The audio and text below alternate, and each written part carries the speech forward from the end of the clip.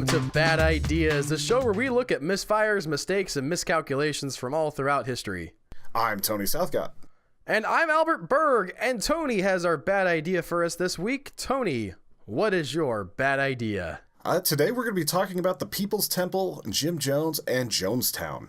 I'm going to warn you guys right up front, this is going to be a darker episode than some of the other things we put out recently. So, you've been warned. The People's Temple and Jim Jones have entered into a sort of infamy that's rare at any point in history. Don't drink the Kool-Aid has become a widely known expression because of the events in Guyana, but few people know the story that led to the suicide of over 900 people. Is it appropriate for me to interject here and say it's questionable whether we should even call it a suicide? Yeah, that's something that a lot of people have asked. They kind of call it a sort of murder-suicide. Interesting in the language. Many of the people weren't cool about it once it was happening. So, yeah, because there were a lot of people that were not cool about it, and that's something we're going to be getting into a little bit later. We're also going to be running through a lot of information very quickly, especially because I'll try to interrupt you as often as possible. Definitely. But I'm trying to give a little bit of the context behind why people would join this church, because whenever you look at it from the outside, it's like, oh, how could you convince so many people to do this? But you have to see what Jim Jones was doing back before he kind of lost his mind. All right. Well, tell us about that. What most people don't know is that the movement started in an innocent enough way, that Jim Jones was a man who not only preached racial equality in the 50s and 60s, but did massive amounts of work to bring that about. In 1956, the outspoken Jones began his church. He wasn't afraid to call himself a socialist in an America drenched in McCarthyism. He actually lived up to the socialist title as well. His church was entirely based around social change, feeding the hungry, clothing the poor, and integrating a very racially segregated Indianapolis. He was able to do this at first by sheer will. He would ask his congregation about their needs, about what was causing them pain. It could be something small like a bill they couldn't pay, where the church would band together to cover it, or being mistreated by local government and employers. At the time, housing and schools were very much segregated. Black people were relegated to ghettos that were poorly maintained and rarely able to break out of them. Jones found his way into planning commissions, city meetings, and more. He was extremely effective at infiltrating these institutions and began making them change policy in ways that would help the African American communities in Indianapolis. Man, I did not know that this guy started out as kind of someone who had some good ideas. Yeah, like that's what blew me away whenever I was reading some books about it, and it's just, he started out doing so many things that were effective and powerful. Like, he started peaceful protests outside of restaurants that weren't integrated. Dozens of restaurants in Indianapolis would open their door to people of all races because of the People's Temple. Since the temple would actively encourage its members to attend these restaurants and often even pay the bills for their members to do so, these restaurants began to thrive from the new income and outpace their competitors. Many restaurants after this point decided to desegregate based on the example and feared that the People's Temple would come after them. So it started to become kind of a preventative thing where they just opened as desegregated. The People's Temple also had a very effective drug recovery program in which many who passed through to end up being on scholarships from the church, they would full on take somebody who was addicted to heroin or other drugs, rehabilitate them in their own rehab houses, and send them to school. It was like they were forced to basically stay in sort of a halfway house type thing where if they dropped below a B, they could lose their scholarship and everything, but they were very attended to, and they did a lot to make sure that these people had resources to get them through this. They also started a ton of free nursing homes because, especially in black communities, the nursing homes were subpar. So using their influence and their money, they opened up many nursing homes that were staffed by volunteers, and the inspectors and people of Indianapolis actually were very, very pleased with the condition, the cleanliness, and the care that the people were receiving in these nursing homes. I have a question about this. I did not realize that Jim Jones was this active in sort of the racial equality movement. And in my mind, Jonestown was a primarily white Very much catastrophe. not the case. Were there other black and white parishioners there who were affected at the same time? Whenever he started out in 56, I think it was about 20% black, and it ended up being about 50-50.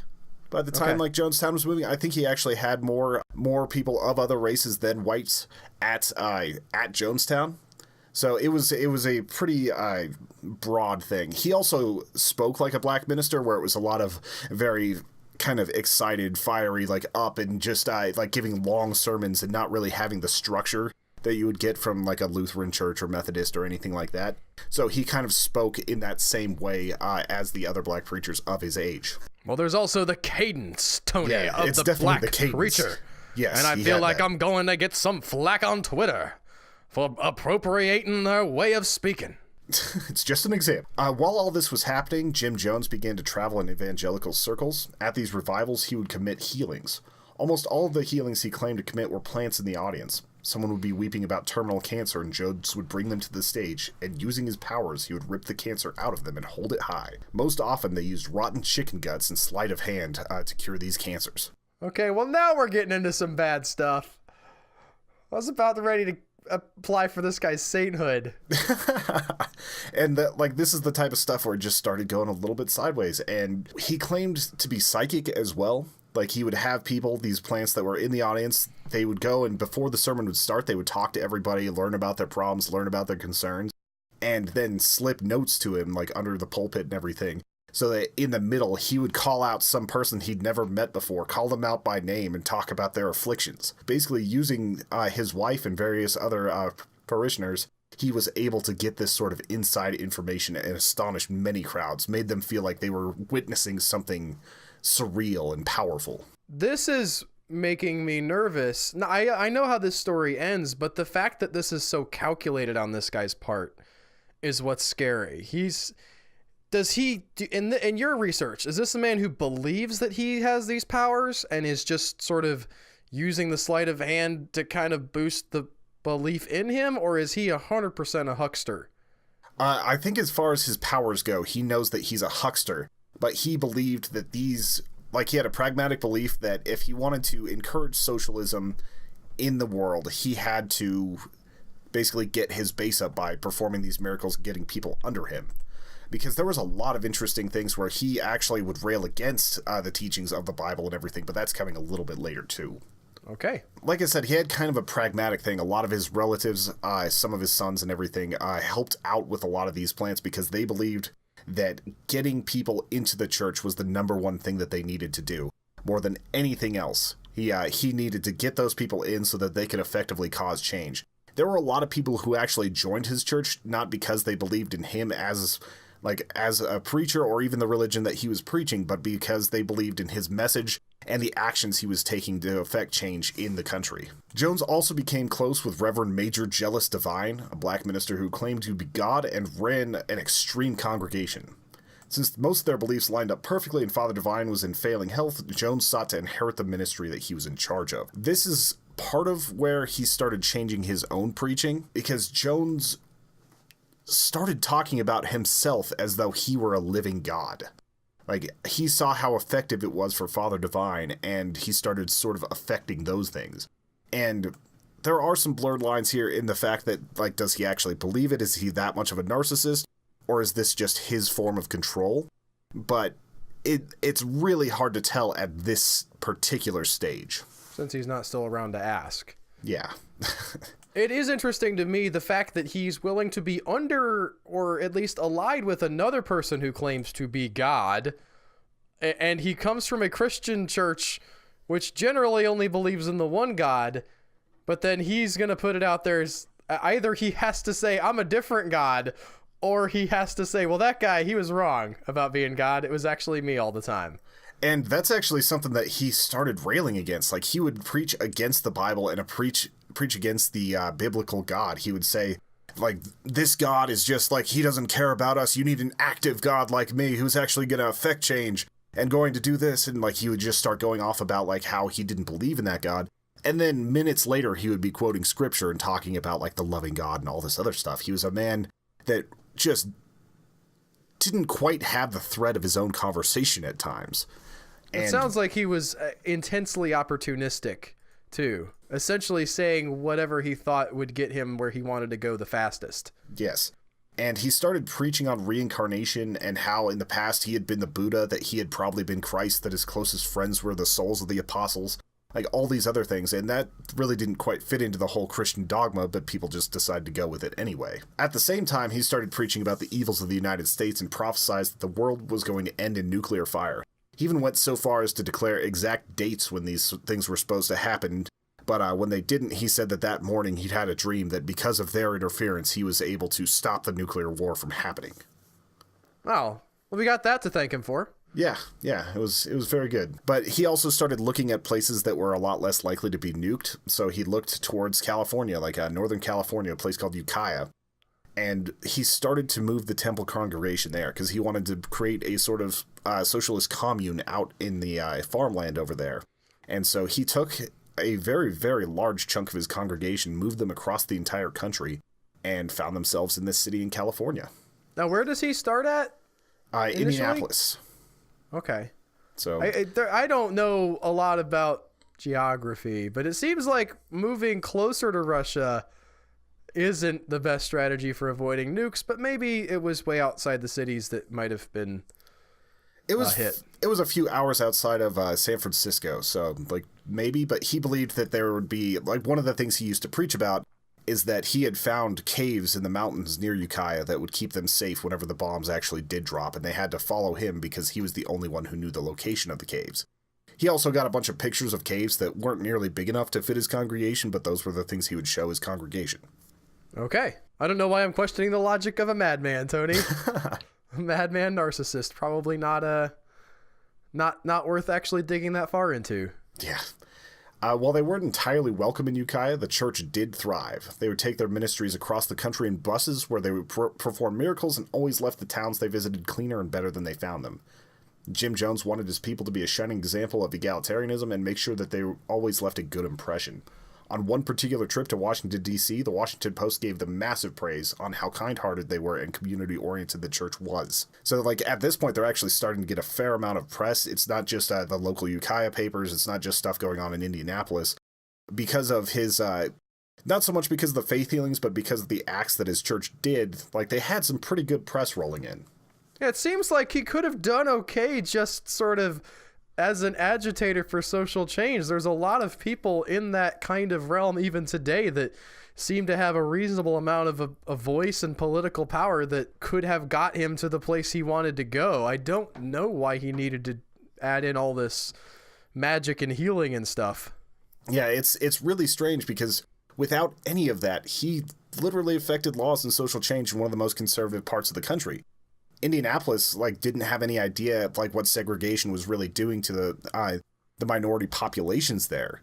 So they just didn't see it and they didn't care. And whenever he brought a lot of this stuff to light, he affected that sort of change. Like, even whenever they started making it law that things had to be desegregated, and a lot of it was because of People's Temple at the time. So it's just weird how this transition happened.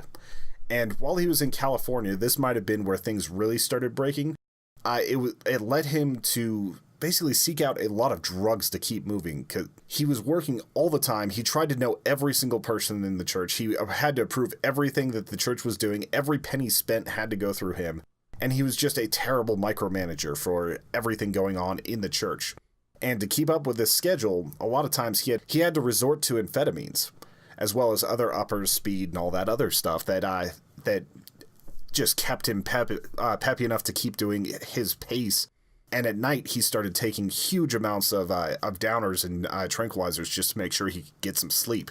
His health started to slip a little bit. He went from being kind of svelte to being kind of like a fat guy that wore just aviator sunglasses all the time to cover his bloodshot eyes. This still sounds like just a guy who's trying too hard to do a good thing, though. Yeah, and that's very true in that he very much thought he was doing the right thing here.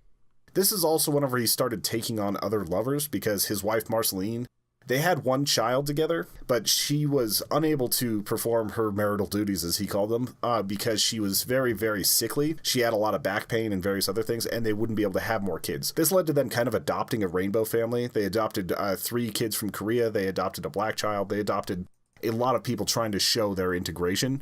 But he also knew that he wasn't getting enough from her, so he took on a lover named Carolyn Layton, who would be a long-term affair. While we're on the subject of affairs and sex, his time in California, and specifically in San Francisco, seems to be when Jim Jones started taking on many more lovers. There were times when he would force all of the women of the church, as well as many of the men, to write letters about their powerful sexual attraction to Jones. Many of them would later act out these urges with Jones as his influence grew. Okay. See, all up until now, I feel like things have been sort of within the realm of, like, weird church. Okay? Like, okay, you're saying that you're God. I mean, that's not true, but whatever, all right? And maybe you've, like, committing adultery and you can... Well, he rationalized it to the church as he had, like, because of all the energy he had to expense, he needed some sort of release to keep him able to channel his healing and all this other stuff. He had to get those... okay.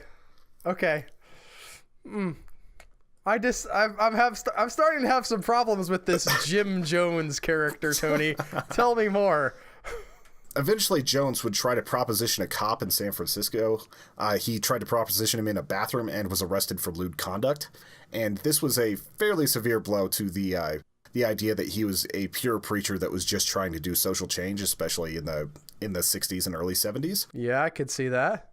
But it didn't affect quite as much as people thought it would, especially because he was able to get the charges eventually thrown out.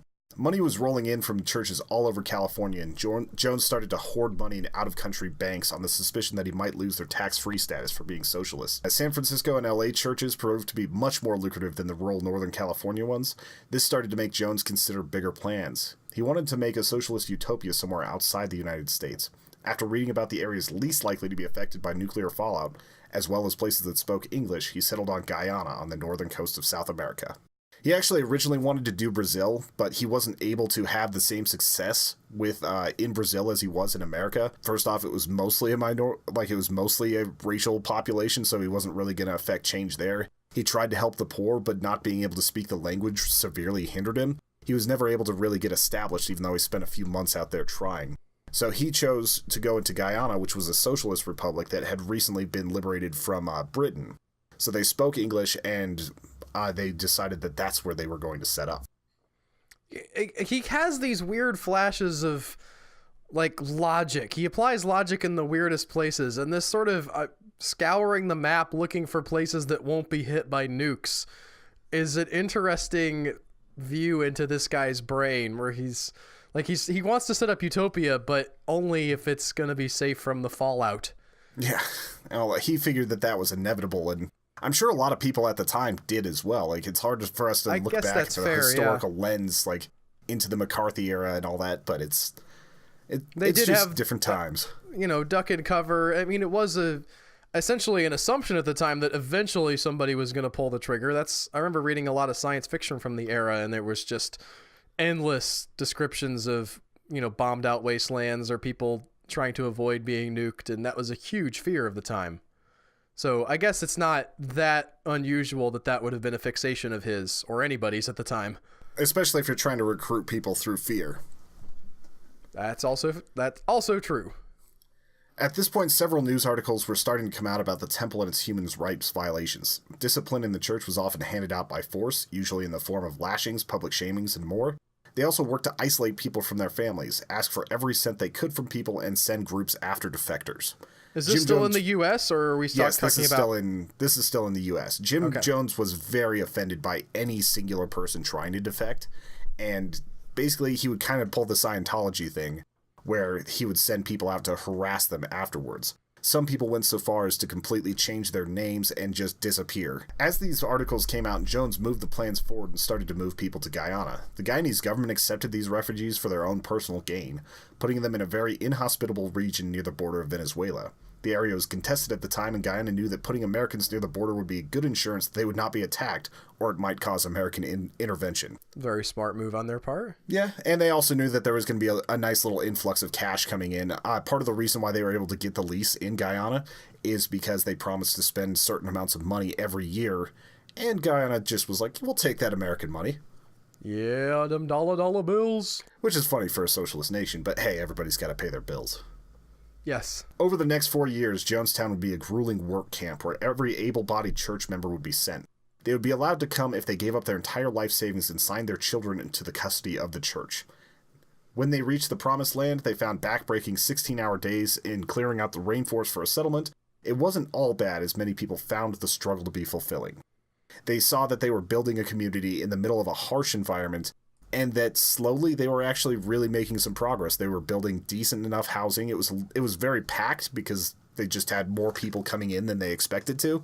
but they were still building a pretty nice settlement, and they were making lives for themselves. They were having trouble getting a lot of their crops to grow properly, and they were constantly having to deal with insect-borne diseases. But they found solace in the fact that they were doing this for their leader, Jim Jones, and that it was really coming together. I was going to say, I can imagine that you would, especially if you're an American, you have these stories of the Pilgrims coming over and struggling against the elements, and a lot of them dying, but eventually they build their city on the hill, right? Their religiously free place where they can be out there doing their thing. And if you've got that mentality and you're already out there anyway, you might as well have the best attitude you can about it. Yeah, definitely. And getting back was fairly hard. Like, you could sometimes convince Jim Jones to pay for your way back to the United States if you were doing it on official temple business.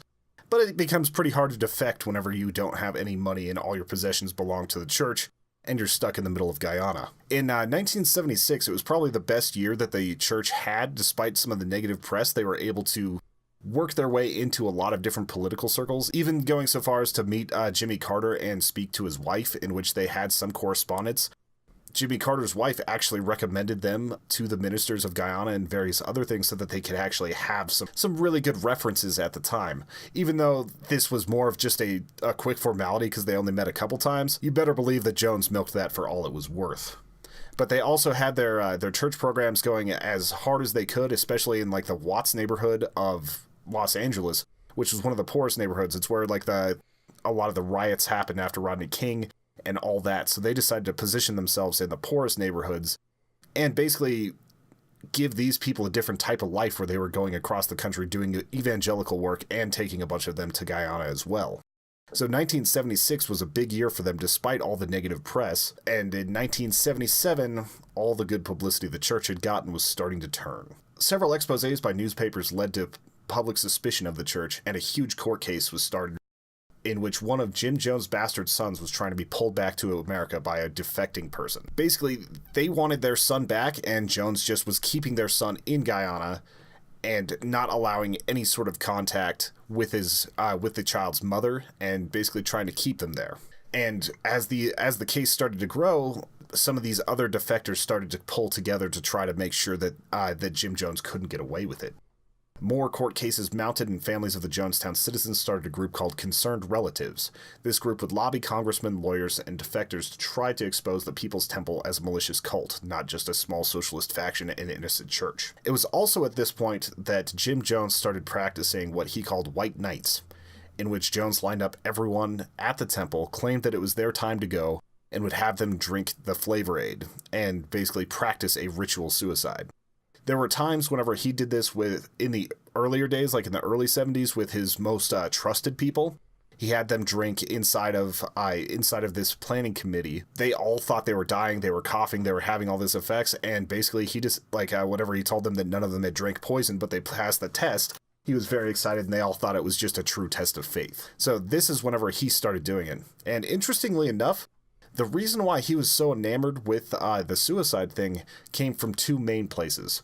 One was the Masada, in which the Jews killed themselves in a defiant act, and the second was that he very, very much admired Adolf Hitler and thought that his suicide was the perfect way to never be caught. And the guy who is such a proponent of socialism and racial equality, how is he like on the Hitler train, even a little bit? It was interesting because that was whenever he was a child, and when every other kid was practicing being a U.S. soldier, he was whipping his cousins into goose-stepping and doing all these other things that were emulating the Nazis. And basically, he was just fascinated by how neat and trim and how perfect everything was, how like all their timing was just on, how they had like all this pageantry and everything else, and the orations that that Hitler would put on. So it was weird going back to like that aspect of his childhood, that's who he chose to admire rather than Churchill or some of the other people or even just U.S. soldiers. I have to say the setup here, this idea of making the people drink something that seemed like poison and then faking them out, is diabolical, but a little bit brilliant. Yeah, in the fact that like they don't know if this is going to be a test or if it's the real thing until people start collapsing around them. Yes. Yeah, it's definitely effective and insane. At this time, California Congressman Leo Ryan was eventually persuaded to go to Guyana and see what was going on in Jonestown. When he got there, most of what he saw seemed to be above board, if not a little rehearsed. Everyone seemed to have high praise for Jones, and the grounds were very clean. Everyone seemed to be adequately fed, if not a little bit on the skinny side from all the hard work, and Ryan, as well as the news crew that was with him, were impressed by the Jonestown nursery. They expected that all of their medical facilities and everything else to be very rudimentary, but some of the things that they didn't spare any expenses on were the nursery, the medical facilities, and just some of the other things that were very necessary for life in the jungle. Ryan expected whenever he was going to show up that there would be hundreds and hundreds of people trying to defect. He expected that at least 10% of the 900 people would try to leave, but really it was only about 8 people that directly came to him and 12 people who snuck out in the night that were trying to defect, so around 20 people. It still seems like a bad number. Of 900 people, if you got like about 20 of them coming to be like, take me with you, please. It's terrible.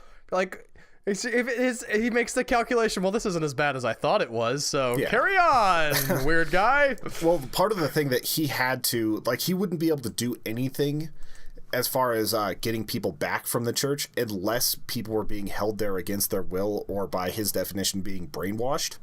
So he needed something to show that this was actually happening and people couldn't leave. But because Jones was basically trying to be neutral about these people leaving, it didn't end up showing that until a little bit later. There wasn't a problem until some of Jones's people saw People's Temple members pass a note to a cameraman that begged them for help. Like, I think the note basically read, like, "We cannot escape, please help us." And that was whenever Ryan and everybody else started to realize that there was some pretty nefarious stuff happening here. And the reason why this note was dropped is because the cameraman wasn't expecting it, so basically they got this note and just dropped it a couple times, like trying to scramble to pick it up while he's holding the camera, and some people noticed. And this went bad for the people who were asking to be rescued, I assume. It went bad for a lot of people. 2 nights later, when the congressman was set to leave on the 17th, a man named Don Sly attacked him with a knife, but missed his throat just barely. The man approached and kind of hesitated before attacking, so Ryan was able to get out of the way, and some of the Jonestown guards were able to pull him off and take him out. Jim Jones, instead of asking if the congressman was okay, just ran up and was like, "Does this change anything? Are we still okay?" He's like, "It changes some things, but it doesn't change everything." He said that he would let that go so long as the man was tried in the Guyana justice system, and basically got up and decided that he was heading out along with a truck full of some of the People's Temple members that were heading back to America. After Ryan left, Jones could be heard saying, "If they take 20 today, they'll take 60 tomorrow." Basically, Jones had been saying that he was having assassination attempts against him almost every few days, that the Guyanese military wanted him dead, that the Americans were sending CIA assassins, but only God was making it so that they couldn't kill him. He'd been railing about this sort of stuff for a long time. Usually when people were out on the work camps, he would just sit there and talk for 5 or 6 hours over the loudspeaker, just over and over and over again reiterating how this was a temporary thing and that they were going to relocate to the USSR and so many other things. Like, he at this point was basically just so drugged out that he had kind of lost a lot of comprehension, but people were so deep into it that they always rationalized ways to get through. That night, when the congressman went to board his plane, a tractor full of Temple members came up and just started laying waste to the people on the runway. They ended up killing Leo Ryan, as well as some of the crew members, and even a couple of the Temple members. They had a different idea on how they were going to do this, but they weren't sure it was actually going to work. One of the most loyal people, Larry Layton, was convinced to pretend to be a defector, and while they were flying away, he was supposed to kill the pilots and crash the plane so it looked like a natural death. But Jones didn't think that the U.S. would actually believe that, so he decided he was just going to go ahead and pull a full-on assassination. I assume this guy's related to Carol Layton? Yes. Yeah, he was the former husband of Carolyn Layton and was overjoyed whenever his wife was selected to be basically the mistress of, like, the temple leader. Yowza. I'm pretty sure it actually happened again later whenever he was about to marry someone else, and then Jim Jones decided to take her again. So, like, he just basically kept on pulling this guy's girlfriends and wives away. But he was one of the most hardline believers in that. And people were pretty suspicious whenever he said he was going to be one of the defectors. So, like, they knew something was wrong at that point. Jones had been preparing for this for several years, often talking about Masada and how the Jews had decided to commit a revolutionary act of suicide. Jones knew that it was over after the killing was complete and there was no turning back. On the morning of November 18th, 1978, Jones started preaching to his disciples about their final act. He lined up more than 200 children and had their parents or nurses dose them with cyanide-laced flavor aid. He then pressured the most hesitant of the group to drink, sometimes by force. There were a few bodies that had lacerations for when they decided to inject people, instead of just have them drink. The most disturbing thing about this is that you can actually hear this last sermon on recording. Jones always wanted to have a record of the People's Temple's preaching and everything, so there were tons and tons of tapes that you can actually still listen to. And this last one, it stops before Jones is dead, but there are a lot of disturbing things where you can hear people begging for their children's lives. You can hear them trying to reason with them, see if they can make it to Russia, if it's not too late to apologize for things that had happened, because the people didn't know that they had assassinated the congressman. And it's one of the most disturbing things I've ever subjected myself to. I don't recommend it. I assume we will not have a sample in here in this episode. I thought about it. We'll see during editing. There were some who feigned death or simply snuck away, but before the morning was out, 909 people lay dead on the grounds of Jonestown. Initially, only a few hundred bodies were reported. This gave the families back in the U.S. hope that some of the people had escaped to the jungle, but the reason for this was they were only identifying bodies on the top layer. They found a full 3 layers of bodies, and in the jungle sun and the time it was taking to get these bodies, the U.S. Army came in and started clearing it out, and they had to put in a special order for snow shovels to handle the remains. We'll let that just sink in and all the implications.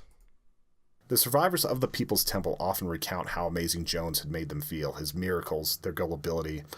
They all got caught up in the momentum of a shared experience, and they didn't allow themselves to rationally leave earlier. They felt part of something real and ignored the corruption. Few were able to escape the lure of Jones. You know, the worst part about this story is this guy could have used his evil voodoo or whatever for good, and he did to start with. Yeah, that was the most heartbreaking thing about this, because I started the book and I expected that there was just going to be weirdness from day one. And there was some weirdness, but this was a man who was very sincere about, like, racial inequity. And he worked so hard to get it at first. He cared about every single person. And I just don't know at what exact point it started to turn. I don't know if it was actually like any particular thing or if it was just a slow decline. He could have even had the power without going this far. Yeah. Like he could have been preaching probably another 20 years and done more to help, like, the civil rights movement than a lot of singular people. Like, if a few things had gone differently, we could have been talking about Jim Jones as a hero, not a full-on mass murderer. I know, obviously a flawed hero, all right? A guy with, even from the beginning, some relatively obvious flaws, but still someone who just got so full of his own image that he couldn't escape it, and neither could the people around him. And it's interesting the patterns you see with a lot of major psychopaths, serial killers, and all this, like, where they have an abusive and uncaring father along with a very, very overbearing mother, and, like, he fits that profile exactly. And you can see so much of, like, him using his charm and everything as a sort of survival technique in the early years and learning how to kind of use that to get what he wanted from people. And it's so strange reading this book that started out with him as, like, this very charming young child and turning into this. And I recommend people reading up on this just because it's such a fascinating journey, but it is seriously dark, if you couldn't tell from this episode. Like, it's hard to keep reading at moments.